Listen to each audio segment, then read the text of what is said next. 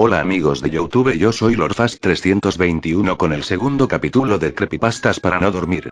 Hoy con 3 creepypastas. Sin más, empecemos. Por favor, abre la puerta. Han pasado 3 años desde aquella noche. Yo no debía haber estado ahí, ellos lo sabían. Ese día salí muy temprano a la casa de un amigo, sus padres no estarían y tenía un nuevo videojuego de terror. Pasaríamos toda la noche jugando. Ellos lo sabían, yo no debía haber estado ahí esa noche, mi amigo debió estar solo.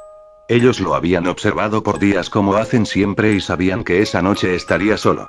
Desde el momento en que lo eligieron, no había marcha atrás. Pero tal vez quieras saber quiénes son ellos. Bueno, la verdad y aún no estoy seguro, sigo sin asimilar lo que pasó aquella noche. Pero te contaré lo que hasta ahora sé, para que tengas cuidado.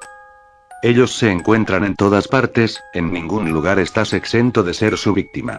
Eligen a una persona, no sé bien cómo o en qué características se basan, pero una vez que te eligen no cambiarán de opinión. Te vigilan, te estudian y estudian a todas las personas que conoces. Día tras día te observan cuidadosamente sin que tú te percates de su presencia. Y esperan la noche en que su víctima esté sola, es en ese momento cuando todo empieza. Aquel día llegué alrededor de las 8 p.m. a su casa. Sus padres habían salido desde temprano y él había preparado todo lo necesario para pasar jugando toda la noche. Al día siguiente no habría clases, así que yo regresaría a mi casa por la mañana. Pasamos un buen rato jugando, el tiempo pasó tan pronto que cuando nos dimos cuenta ya era la 1 de la madrugada. Nos habíamos llevado algunos sustos con el juego, así que comenzamos a hacer bromas con la situación. Ahí fue cuando todo se puso raro. Empezamos a escuchar ruidos extraños afuera de la habitación, que al principio pensábamos que no era nada importante, e hicimos algunos chistes en relación a lo que jugábamos. Deben ser los zombies, nosotros solo reíamos. Pero nos comenzamos a poner tensos cuando el sonido se oía más claro. Eran pisadas, se escuchaban pisadas por todo el pasillo de afuera. ¿Crees que tus padres hayan regresado? Le pregunté, a lo que él respondió que sus padres regresarían hasta el día siguiente, por la tarde. Además, el número de pasos que se escuchaban eran demasiados como para ser solo sus padres. De pronto, luego de oír todos esos pasos acercándose cada vez más a la puerta, hubo un profundo silencio. ¿Hay alguien afuera? ¿Y quién está ahí? Comenzamos a preguntar, nerviosos. Estábamos seguros de que había alguien afuera, pero esos sonidos ¿y quién podría ser? En la habitación en la que estábamos había una computadora que mi amigo había encendido desde que comenzamos a jugar, era una costumbre suya. Se escuchó un sonido que provenía de ella, un sonido familiar, pero que por el miedo que teníamos en ese momento nos provocó una reacción de sobresalto a ambos. Era solo un correo electrónico que le había llegado, pues también había dejado la ventana de su correo abierta. Ver esto nos dio algo de sosiego, y hasta reímos un poco. Sin embargo, la tensión volvió a nosotros al notar que la dirección de quien lo enviaba era irreconocible, una combinación aleatoria de números y letras. Dudamos abrirlo, pero mi amigo decidió hacerlo. Quedamos completamente paralizados tras leer lo que decía el correo. Pase lo que pase, no abras la puerta. Con tan solo leer esas palabras, una sensación completamente rara invadió mi corazón. En ese momento realmente sentía pánico, pero el mensaje decía más. Ellos están afuera. Por favor, hagas lo que hagas, escuches lo que escuches, no abras la puerta. Intentarán convencerte de que lo hagas, tienen muchos métodos. Pueden fingir ser alguien que conoces, un familiar, un amigo, y sus voces sonarán igual. Tal vez te pidan ayuda, te dirán que están lastimados, te suplicarán que abras la puerta. Pero escuches lo que escuches esta noche, no abras. Trata de ignorarlos, trata de dormir, mañana todo estará bien. Ellos jugarán con tu mente. No lo permitas. Por favor, créeme, no abras la puerta. Cuando terminamos de leer yo no sabía qué pensar. Tal vez era una broma tonta de alguien, tal vez incluso era mi amigo quien me jugaba una broma pero él tenía esa expresión, estaba tan asustado como yo, lo pude sentir. Ahora sabíamos que había alguien ahí afuera, tras la puerta. De pronto, llegó el momento más aterrador que nos pudimos esperar. En ese instante un escalofrío recorrió todo mi cuerpo y me dejó paralizado. Una voz se escuchó, provenía de atrás de la puerta. Mi amigo estaba seguro y yo lo puedo corroborar. La voz era la de su madre. Hijo, por favor ábreme, tu padre y yo tuvimos un accidente en el auto, estamos muy lastimados y por favor, abre, ayúdanos. Al escuchar esto mi amigo solo retrocedió un paso. Aún puedo recordar esa expresión en su rostro, estaba en shock. Estoy seguro de que ninguno de los dos lo creíamos ni sabíamos qué hacer. Hijo, por favor, abre, ¿qué esperas? Necesitamos tu ayuda y sin lugar a dudas, esa era la voz de su padre. Eran las voces moribundas de sus padres tras la puerta, clamando por ayuda. Mi amigo y yo permanecimos sin reacción por algunos segundos, después él se volteó lentamente, y me dijo: esos realmente son mis padres. ¿Necesitan ayuda? Abriré la puerta. Se propuso dirigirse hacia la puerta, pero lo detuve. ¿Recuerda el correo, lo que nos dijo que pasaría? ¿No se te hace extraño? ¿Qué tal si es verdad y ellos no son tus padres? Él lo único que hizo fue hacer que lo soltara. No digas tonterías, me dijo. Tú los escuchaste, esas eran las voces de mis padres. El correo debe de ser una estúpida coincidencia. Se dirigió a la puerta sin que pudiera hacer nada. La verdad, no sé qué me hizo hacerlo, pudo ser el miedo que me invadía pero al verlo dirigirse a la puerta, lo único que pensé fue correr hacia el armario en donde mi amigo guardaba algunas de sus cosas y esconderme ahí. No sabía lo que pasaría, pero en verdad tenía miedo. Lo que escuché a continuación aún no lo olvido, y hasta el día de hoy tengo pesadillas con ello. Él abrió la puerta, y después solo pude escuchar sus gritos. Eran unos gritos desgarrantes, llenos de dolor y terror. Yo no pude hacer nada más que permanecer inmóvil, hasta que después de unas horas me quedé dormido. Al despertar por la mañana, me extrañó ver el lugar en que me encontraba, y luego lo recordé todo. Salí del armario y en la habitación no había nadie. Noté de inmediato que ya era de día y que la puerta estaba abierta, así que decidí salir. Busqué por toda la casa esperando encontrarlo y que me dijera que todo había sido una broma, pero mi amigo no estaba. En la tarde llegaron sus padres y les conté lo sucedido, llamaron a la policía y lo buscaron por días, pero él nunca apareció. El correo que le había llegado esa noche también desapareció, y para ser honesto creo que nadie creyó nada de lo que les había contado. Aunque no importa que nadie me creyera, yo sé lo que pasó esa noche y sé que ellos estaban ahí afuera. También sé que no debía haber estado ahí, que no debería saber que ellos existen. Aún no sé por qué lo hacen, creo que solo tratan de divertirse con las personas, con su pánico y alguna especie de juego. Cada día lo analizo y trato de aprender más de ellos. Sé que solo llegan en la noche y que pueden imitar cualquier voz, que si no abres la puerta se irán y también creo que siempre recibirás ese extraño mensaje de advertencia, debe ser parte de su macabro juego. No debí estar ahí ese día, y no debería saber que ellos existen. Sé que algún día regresarán por mí, pero pase lo que pase, no abriré la puerta. Segundo creepypasta. Smile.jpg. El día que conocí a Mary, un día de verano de 2007, realmente terminé hablando con una puerta. Bueno, más que hablar con una puerta, escuché los sollozos y las plegarias que venían del otro lado de esa puerta. Hablé con Terence, el esposo de Mary, durante 15 largos años. Mary aceptó verme porque a mi edad era imposible que trabajara para algún periódico y en realidad, yo no parecía otra cosa que un estudiante obsesionado con algunos temas, ocupado en su carrera y, si todo salía de acuerdo al plan, esperanzado en escribir algunas piezas de ficción, en algún momento. Y eso era todo lo que yo era. Obtuve la dirección de su casa y acordé visitarlos en un fin de semana en el que yo estaría en Chicago visitando a una tía. Terence me recibió, Mary se había encerrado en su habitación. Acampamos junto a la puerta durante media hora. Terence intentó calmarla, convencerla de que saliera, pero fue inútil. Me entretuve tomando notas desde el banquillo en el que el marido me instaló. No quise dar la entrevista por perdida y traté de escuchar la discusión, captar algún dato. No logré entender mucho de lo que Mary dijo, estaba histérica y no paraba de repetir algunas cosas sobre sus pesadillas. Tras varios intentos, Terence tiró la toalla y se disculpó conmigo. Abandoné la casa un tanto desanimado, pero logré convencerme de que aquello no era para tanto, después de todo, esto era un pasatiempo y nada más. Además, si Mary nunca lograba salir de su cuarto, tenía que haber alguien más. Mary era la administradora de un pequeño foro electrónico de anuncios, un BBS, con base en Chicago, en 1992, cuando tropezó con Smile.jpg y su vida cambió para siempre. Tenía apenas 5 meses de casada cuando pasó a formar parte de los 400 usuarios que, se estima, abrieron el hipervínculo. Ella, sin embargo, es la única que ha hablado abiertamente sobre la experiencia. El resto han permanecido en el anonimato o quizá han muerto. Fue en 2005, cuando apenas cursaba la preparatoria, que Smile.jpg atrajo mi atención por mi creciente interés en los fenómenos surgidos en Internet.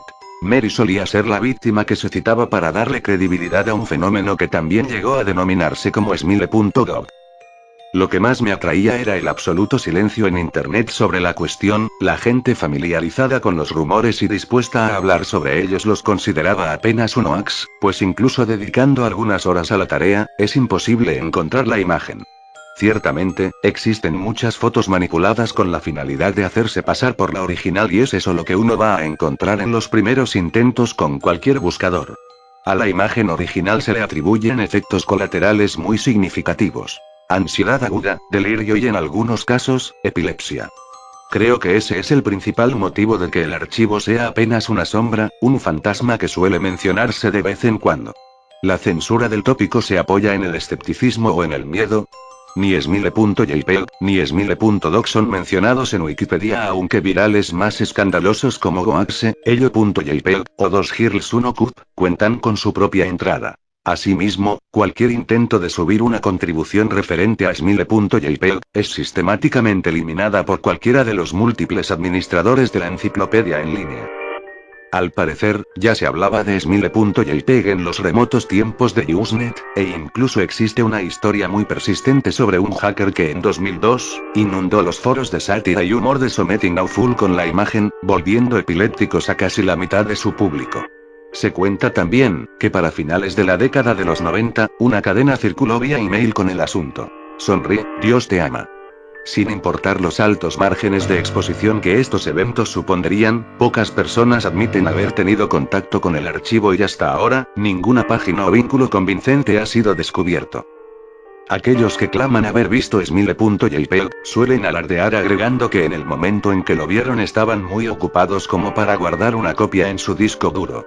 De cualquier modo, las descripciones de las presumibles víctimas suelen tener algunos puntos de coincidencia.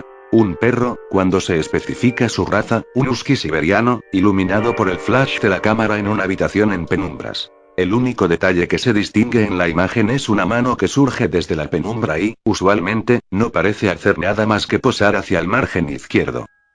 Por supuesto, el enfoque de la imagen es el perro, o la criatura similar a un perro, como también suelen llamarlo. El animal muestra una par de filas de enormes, blancos y afilados dientes, con un gesto que casi parece humano.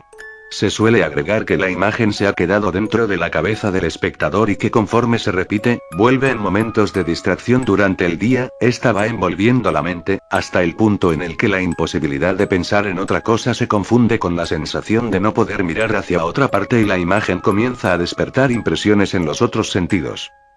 Estos episodios, por llamarlos así, parecen estar relacionados con los diagnósticos de epilepsia y también con la aparición de pesadillas, nítidas y paulatinamente más inquietantes.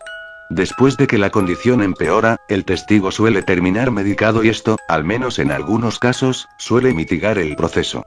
Supongo que el tratamiento que Mary tomaba, no fue parte de esos casos. Después de regresar de Chicago, me dediqué a enviar mensajes de solicitud a varios grupos de noticias, foros, sitios y listas de correo, esperando encontrar el nombre de algún supuesto testigo de Smile.jpg que sintiese la necesidad de dar su testimonio. Pasó demasiado tiempo sin ninguna respuesta y en algún momento, mi curiosidad comenzó a apagarse. Me encontraba camino a exámenes finales. Mary me envió un mail, a principios de marzo de 2008. Para jml@***.com de enerma@****.net asunto. La entrevista del año pasado todavía tengo mucha vergüenza por el modo como te traté cuando me visitaste. Espero comprendas que no tuviste nada que ver con esto, fue por mis problemas y creo que hubiera podido ser más amable y espero que me perdones. Tenía mucho miedo. Me siento acosada. He vivido así durante 15 años. El perro viene a mí en mis sueños, cada noche. Sé que parece mentira, pero es cierto. Hay algo, un color, algo que hace que las pesadillas que tengo no se parezcan a ningún sueño que hubiera tenido antes y ya no recuerdo tanto los sueños que tuve antes. En mis sueños, nunca me muevo. Nunca hablo. Simplemente estoy mirando la escena de esa foto horrible, veo la mano, veo el perro y el perro habla. Ahora vayan mis pequeños y busquen al Lassie malvado. Y para culminar la noche El cuadro de mi abuela. Los 94 años de mi abuela habían llegado a su fin, la conocí desde muy niño por la razón de que vivíamos en la misma casa. Su herencia claramente estipulaba que aquella casa quedaba a mi nombre, pero que por respeto debía dejar los cuadros y muebles donde estaban. Siempre que de niño iba al segundo piso a llevarle una sopa a mi abuela cuando estaba enferma, pasaba por el pasillo mirando al suelo para no tener que ver el horrible cuadro colgado en la pared. El cuadro de una anciana de mirada penetrante. Nadie nunca me contó algo de ella, pero como exigía la herencia, no debía mover el espantoso cuadro de su lugar. Un día como cualquier otro, me levanté a preparar mi desayuno, y casi me llevo un susto con el cuadro. Veía a la nada con una mirada tan tétrica y parecía que había cambiado el gesto que mostraba normalmente, frunciendo el ceño, como intentando ver algo a lo lejos. Era sumamente espantosa. En medio del susto, solo reaccioné echándole una sábana encima, que quedó colgando de tal forma que cubría el cuadro. Durante todo el día me pasé por el pasillo sin tener que ver ese rostro mirándome. Ya al caer la noche, pude escuchar un ruido muy sigiloso. Al salir al pasillo para ver de dónde había provenido el ruido, pude notar que la sábana se había caído. Mi corazón dio un vuelco. Ahora el rostro de la anciana me estaba sonriendo de una manera macabra, mostraba sus malgastados dientes y se notaban exageradas arrugas en su rostro. Realmente no sabía por qué mi abuela apreciaba tanto a ese cuadro, y me intrigaba más que ella no lo encontrara horrible. Fue un martes por la mañana cuando casi me da un infarto por algo que llegué a ver. Estaba desayunando mi clásico café y empanadado de pollo, al momento que noté una cabeza asomándose por el extremo de la puerta para verme. Pegué un grito que se debió de haber escuchado en toda la cuadra, a la par que la cabeza se escondió rápidamente. Salí al pasillo a ver qué era lo que había pasado, pero no vi nada. Nada aparte de ese horrible cuadro, que de nuevo había cambiado los gestos de su rostro. Estaba seria. Yo sabía perfectamente que esa cabeza que había visto era la de esta mujer. No sé cómo, pero había estirado su cuello para vigilar lo que hacía. La noche siguiente decidí hacer algo más inteligente. Coloqué una cámara delante del cuadro, con la intención de comprobar si era de dónde salió la cabeza, o si en verdad el cuadro hacía movimientos extraños. La dejé grabando 3 días, en los cuales salí fuera de Lima a otro departamento de mi país. Al tercer día, subí directamente al segundo piso para ver las condiciones del cuadro y de la cámara. El cuadro cambió una vez más, ahora estaba enojada, tenía una expresión llena de rabia y de furia, sus ojos brillaban de odio y por qué. Pasé a revisar lo que había capturado mi cámara en los 3 días que estuve ausente. El primer día no hubo movimiento alguno hasta que cayó la noche, pude ver claramente cómo la cabeza del cuadro miraba a los lados, quizá revisando si había alguien cerca, y después vi cómo estiraba su cuello y salía del cuadro. El cuello se estiraba y estiraba mientras la cabeza de la anciana recorría todas las habitaciones, curioseando. Cuando finalmente volvió a su postura, cambió su expresión a la de una sonrisa. A la mañana siguiente pude verla repetir el mismo procedimiento, solo que ahora después de haber vuelto a su posición normal, empezaba a moverse más. Estaba saliendo del cuadro. Al salir completamente, vi que era una mujer extremadamente alta, era el doble de mi estatura. Tenía que caminar agachada para no chocar con el techo. Pero su altura no se debía al tamaño de su cuerpo en sí, sino a que su cuello estaba estirado exageradamente. La anciana se paseó en toda la casa, buscando algo y gritando el nombre de mi abuela mientras sollozaba. Al regresar al cuadro su expresión era una llena de odio la que mantenía actualmente. Fue entonces que me harté. Me decidí por botar ese horrible cuadro. Pero justo cuando lo retiré de la pared, la anciana sacó sus brazos a través del cuadro para ahorcarme. Sus dedos se clavaban en mi cuello a la par que me quitaban el aire, me estaba matando, no podía respirar. Estaba a punto de dejarme vencer cuando me liberé de milagro y arrojé el cuadro. La anciana regresó sus brazos dentro del cuadro y siguió mirándome con odio, ahora desarreglada. Llamé de inmediato a mi padre para contarle lo sucedido.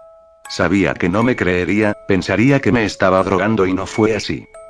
Hijo, ese cuadro y la anciana de ese cuadro, era tu bisabuela, me dijo mi padre a través del celular que nos comunicaba. ¿Mi bisabuela? Eso no importa ahora, ¿no escuchaste lo que te dije? Lo sé, es que ella murió de una manera peculiar, me dijo con dificultad mi padre. Ella sufría de una depresión horrible. Un día no pudo más con su soledad y se ahorcó. Esa noticia me impactó. Está bien, que mi bisabuela se ahorcara era algo extraño, y en parte triste, pero ella quiso matarme y me costaba explicarle a mi padre lo que me sucedía. Le iba a colgar y buscar otra solución hasta que me contó una última cosa. Lo raro de ese cuadro, hijo, fue que lo pintó tu abuela el mismo día en que tu bisabuela se ahorcó, exactamente antes de que lo hiciera, me explicó mi padre. Bueno, fue a petición de tu bisabuela que ella lo pintó, pues según ella, a través de ese cuadro la cuidaría mientras viviera de cualquier persona que le quisiera hacer daño. Y hijo, hay algo que, le corté el teléfono. Fácilmente podría decir que hubo un problema en la línea. Corrí al pasillo con ligereza. El cuadro estaba vacío, el rostro de mi bisabuela no estaba. Sentí en ese momento una respiración helada a mi espalda. Ahí estaba ella. La anciana, extremadamente alta, ángel protector de mi abuela. Me miró unos segundos con esos ojos llenos de odio, llenos de maldad, llenos de venganza. Ese cuadro veía todo, lo sabía, estoy seguro de que vio cómo yo le subía a mi abuela una sopa cargada de veneno, y cómo hacía caso omiso a los gritos de ayuda que emitía en su agonía. Ella sabía quién era el responsable de la muerte de mi abuela, y puede que mi abuela lo sospechaba, puede que esa sea la razón de por qué me demandó en la herencia que mantuviera el cuadro en la casa, puede que la anciana empezó a ahorcarme. Sentí que mi respiración se cortaba hasta que empecé a escuchar pasos en la casa que se acercaban a las escaleras. Mi bisabuela volvió rápidamente al cuadro con esa expresión de odio en su decrépito rostro. Era mi hermana que llegaba a casa, me había salvado la vida. Le pedí que tomara el cuadro y lo guardara en el sótano. Y mientras se lo llevaba, pude ver a mi bisabuela haciéndome señas de muerte.